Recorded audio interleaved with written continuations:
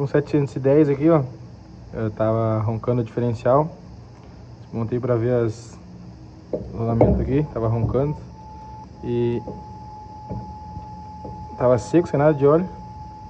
E o rolamento todo marcado já. Provavelmente secou o óleo. Tocaram assim e pifou os dois rolamentos. Pifou, ele tava andando ainda, mas esse aqui já ia parar.